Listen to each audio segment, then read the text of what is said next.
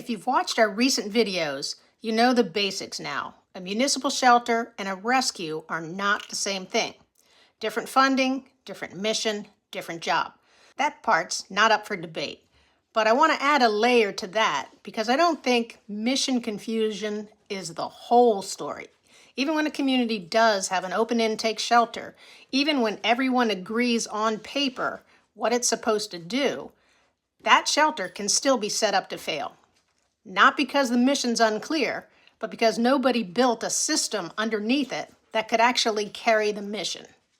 Here's what I mean.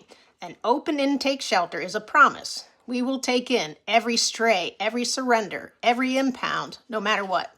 That's a huge promise. It's the job. It's necessary for public safety. And a promise like that only works if the systems around it are sized to match it.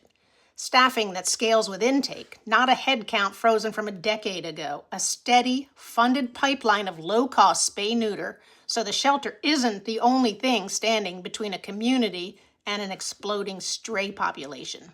Data that's public and honest, so a rising intake number reads as the safety net is working, not the shelter's failing. And underneath all of it, there's a physical limit we don't talk about enough. A shelter has a finite number of kennels. Animal control has a finite number of officers, and those officers can only physically respond to a finite number of calls in a day. That's not an excuse, it's just reality. So when you start seeing calls go unanswered, a stray reported with nobody able to come, that's not necessarily any one officer's fault. It's a signal. It means the system in place does not match the size of the need in that community. We see this constantly in our work. It's estimated that on average, we're only ever picking up somewhere around 10% of the strays that are actually out there. 10%.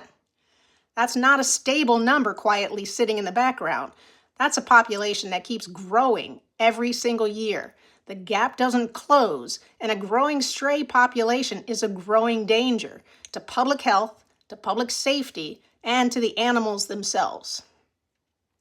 Now, I don't want to make this sound like communities are asking for the wrong thing. They're not. When people say they want a no-kill shelter, what they actually want is simple and completely reasonable. They don't want healthy, adoptable animals dying. Nobody's out there asking for a waiting list or a closed door. That's not the demand. The demand is a promise that nothing bad happens to any animal that needs help. The problem is that promise can't be kept by an open intake shelter unless capacity is actually there. So when a shelter's under pressure to hit a no-kill number without the staffing, the space, or the spay-neuter pipeline to back it up, protecting the live release rate becomes the only lever left to look like it's keeping that promise. It's not the community choosing closed intake, it's the system reaching for the one tool it has when it was never resourced to deliver open intake and no-kill at the same time. When systems aren't sized to the need, something else predictable happens. The shelter starts protecting its live release numbers instead of protecting its open door. Intake quietly gets harder. An appointment system that stretches for weeks, a we're full at the counter, a stray turned away because someone would rather manage the metric than manage the dog. Now, I know what some of you are already thinking because I hear it every single time. But my shelter director just doesn't care. Or the staff are lazy. We got a bad director and that's the whole problem. Look, sometimes that's true. There are shelter workers who shouldn't be there or are totally burned out from doing this for years. There are directors who are genuinely bad at their job. I'm not going to pretend otherwise. But even that is a system failure, not an exception to it. A system with real oversight, real accountability, and real support doesn't let a bad director quietly run a shelter into the ground for years. It catches that early. It corrects it, or it removes that person.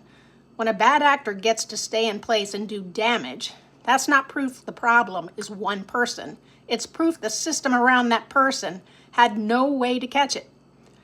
A good system is designed to work, even when the people in it aren't all good. That's actually the whole point of building one. So when we ask, is this a shelter or a rescue?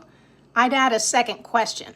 Was this shelter actually ever set up to succeed at the job it's promising to do, with staffing, spay-neuter access, honest data, and real accountability for the people running it? This is why we keep going back to the same handful of things at Who Will Let the Dogs Out. Not, is this shelter good or is this shelter bad? That's not a useful question. It's what would it actually take structurally for this specific shelter to keep its door open without breaking its people or its budget? That's the question we ask in every community we visit, and it's the one I think more of us need to be asking before we praise or condemn a shelter's numbers.